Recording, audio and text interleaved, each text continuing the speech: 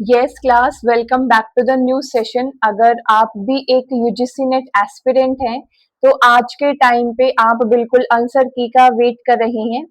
ये वीडियो आप लोगों के लिए बहुत इंपॉर्टेंट होने वाली है, जिसके अंदर आज हम ना सिर्फ आंसर की, इसके अलावा कुछ 4 से 5 जो भी हमारे न्यूज में इश्यू चल रहे हैं, सारी ही चीजों पर डिस्कस करेंगे, सारों कंट्रोवर्सी को समझेंगे। एंड सबसे मेन कि मैम हमारा रिजल्ट और आंसर की कब आएगी, हम कितना वेट और करें, इसके लिए सबसे बड़ा कॉन्सेप्ट आपका आज की क्लास का ये रहने वाला है। देखो, सबसे पहली चीज तो इस चीज को माइंड में प्लीज सेट कर लो, आंसर की जब आनी होगी तब आ जाएगी।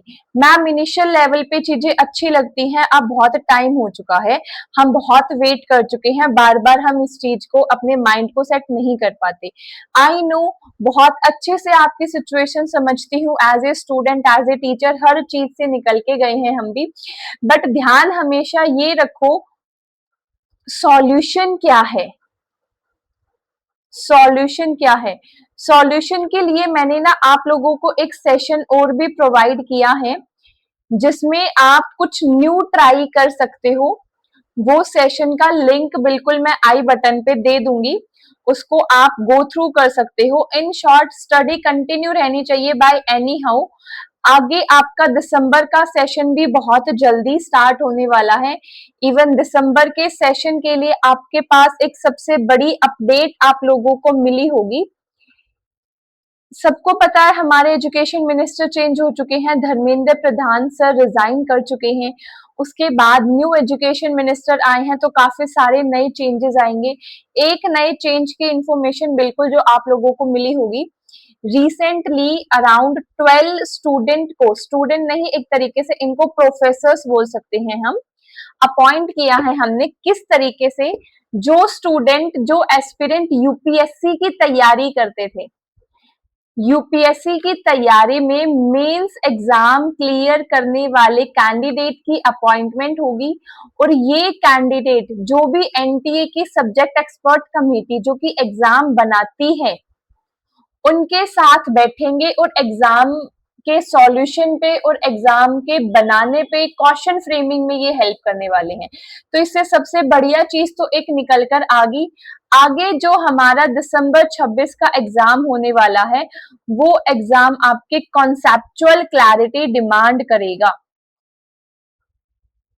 कॉन्सेप्चुअल क्लैरिटी बिल्कुल डिमांड करेगा। आगे आपके एग्जाम पैटर्न में चेंज आने के चांसेस, मैं कहती हूँ, यहाँ से काफी हाई हो चुके हैं, तो उन चीजों पे भी ध्यान दो। अभी करंट का सिनेरियो मैम हमारा ये है कि हम वेट कर रहे हैं आंसर की का।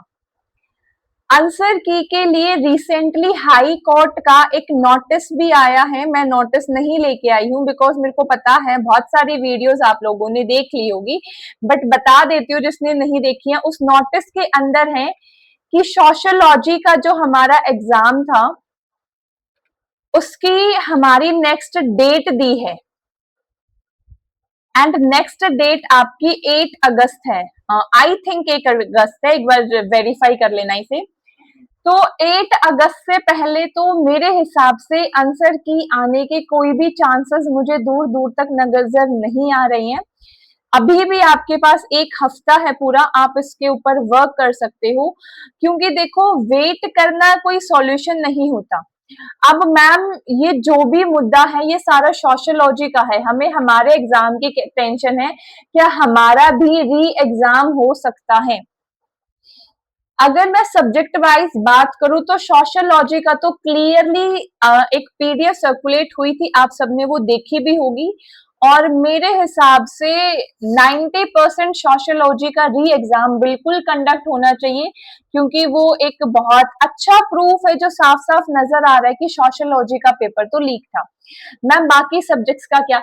बेटा बाकी सब्जेक्ट्स का ये है, अगर मैं बात करती हूँ कॉमर्स एंड इंग्लिश की, कॉमर्स और इंग्लिश में आपके पीवाई क्यों रिपीट हुए थे एज इट इज, जो आपका दिसंबर 24 के अंदर एग्जाम आया था, मोर देन 80 to 90% क्वेश्चन आपके वहीं से रिपीट हुए थे।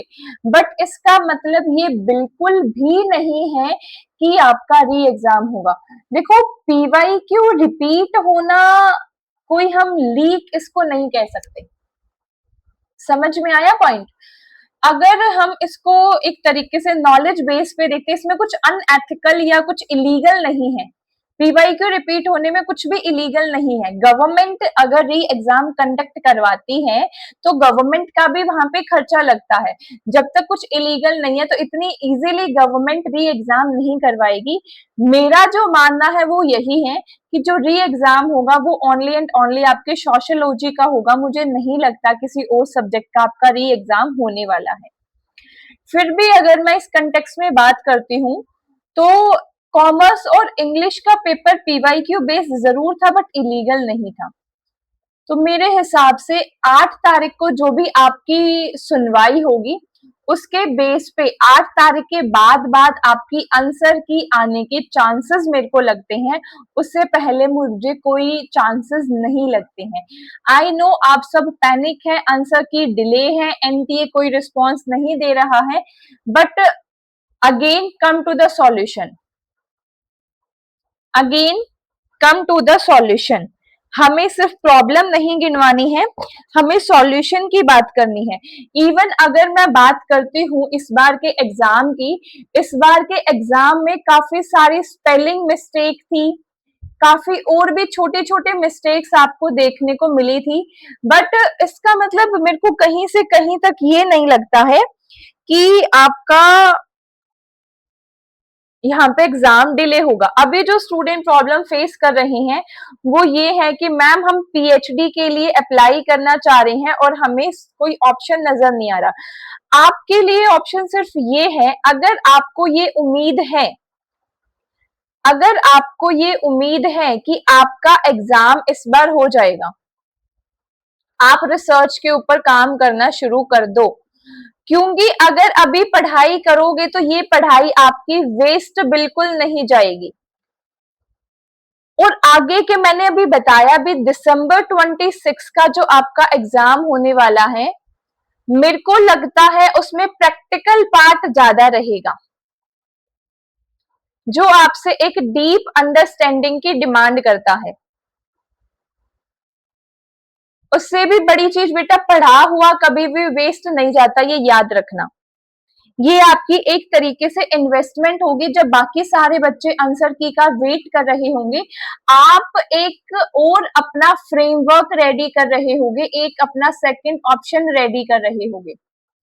इवन जो मैंने आपको जैसे बताया भी, मैंने एक क्लास ऑलरेडी कंडक्ट की है जिसमें मैंने आपको टॉप 7 ऐसी चीजें बताई हैं जो आप अभी लगभग 10 से 15 दिन के अंदर चीजें कर सकते हो, इम्प्लीमेंट कर सकते हो, सीख सकते हो।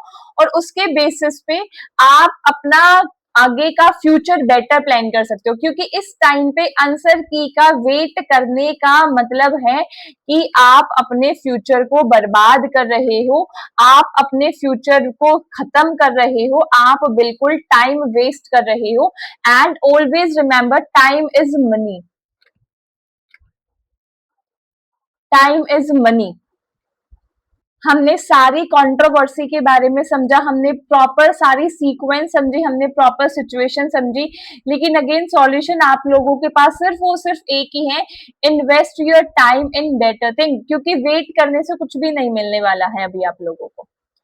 इसके अलावा आज का मुद्दा सिर्फ ये नहीं था, काफी सारे और भी आगे आपको नए नए रिफॉर्म्स बिल्कुल देखने को मिलेंगे। अभी तो चेंजेस आने स्टार्ट हुए हैं कुछ। लास्ट वीक, कल भी अगर आप लोगों को पता है, पार्लियामेंट के अंदर ये चीज डिस्कस हुई है कि पेपर लीक बिल के ऊपर हम क्या क्या कर सकते हैं। उसमें जो कुछ प्रोविजंस आए हैं मैं वो भी बता देती हूँ। जो भी आपका पेपर लीक बिल है उसमें ये बोला गया है कि ये सारी चीजें वो हैं जब हम ये कह सकते हैं कि पेपर लीक होने के बाद हम किसी को पनिश कर रहे हैं, तो हमें किसी को पनिशमेंट देने का कोई शौक नहीं है। हमारा बिल ऐसा होना चाहिए जो पेपर लीक को रोके। पेपर होने के बाद पनिश करना मुझे कहीं से कहीं तक सेंस नहीं बनती। इवन उसमें ये भी निकल कर आया है कि जो नीट 2024 के अंदर पेपर लीक हुआ था आपका, उसमें लगभग आपके 25 कैंडिडेट को अरेस्ट किया गया था एंड आउट ऑफ 25 24 कैंडिडेट आज बेल पे हैं। क्या फायदा है फिर? तो एक टाइम बाउंड इस प्रोसेस को रखा जाना चाहिए। अभी तक मेरे हिसाब से चीजें बहुत बेटर ट्रैक पे चल रही हैं। एकदम से एक बारी में चेंजेस नहीं आते हैं, धीरे धीरे करके इम्प्रूवमेंट बिल्कुल होगी। अपना फेथ रखना आप लोगों को जरूरी है। अपनी नॉलेज लेवल को बढ़ाते चलो, अपने अंदर कॉन्फिडेंस बनाए रखो, क्योंकि चीजें को जस्ट लेट गो करना इज ए आर्ट। समझ में आया? जिस चीज से हमें कोई सॉल्यूशन नहीं मिल रहा है, उस चीज के ऊपर सोच के कोई फायदा नहीं होने वाला। अगर इन शॉर्ट में सारी चीजें समराइज करती हूँ तो सिर्फ आपको इतना ही कहूंगी, स्टार्ट योर प्रिपरेशन। चाहे वो प्रिपरेशन आपकी अनदर एग्जाम की हो, चाहे वो प्रिपरेशन आपकी अगेन यूजीसी नेट एग्जाम की हो, चाहे वो प्रिपरेशन आपकी रिसर्च से रिलेटेड हो, you have to be continue, you have to be continue for gather और for preparing the next best opportunities। थोड़े से फेक न्यूज़ेस भी काफी चल रही हैं, नो डाउट। जब कंट्रोवर्सीज आती हैं, फेक न्यूज काफी चलती हैं। फेक न्यूज़ेस से दूर रहो, अपने माइंड को एक डायरेक्शन में रखो। हमेशा फेक न्यूज़ से दूर रह के आप वेट करो ऑफिशियल अनाउंसमेंट का। मेरे को उम्मीद है 8 अगस्त को जो भी डिसीजन आएगा कि सोशियोलॉजी का पेपर में क्या होगा, 8 अगस्त के साथ साथ फिर आपके खुद बाकी सब्जेक्ट्स की आंसर की का डिसीजन भी जरूर आ जाएगा, मेरे को ऐसा लगता है। तो रेगुलरली आप सिर्फ और सिर्फ एनटीए की वेबसाइट को ही फॉलो करोगे, किसी फेक वीडियो में या किसी फेक ब्लॉग में घुसने की कोई जरूरत नहीं है। एंडिंग करते हैं आज के सेशन की। आंसर की कब आएगी, रिजल्ट कब आएगा, सोशियोलॉजी का इशू क्या है, क्या फाइनल डिसीजन होगा, ये सब ऑफिशियल नोटिफिकेशन से ही क्लियर होगा। तब तक पैनिक होने की कोई जरूरत नहीं है, अपने प्रिपरेशन को कंटिन्यू रखो, क्योंकि एक सक्सेसफुल एस्पिरेंट हमेशा अनसर्टेनिटी के टाइम पे भी कंसिस्टेंसी मेंटेन करता है, और जब अनसर्टेनिटी के टाइम पे आप कंसिस्टेंसी मेंटेन करते हो तभी आपको रिजल्ट निकलकर दिखाई देता है। आज की वीडियो हम इतना ही रखते हैं। A very very thank you so much to all of you.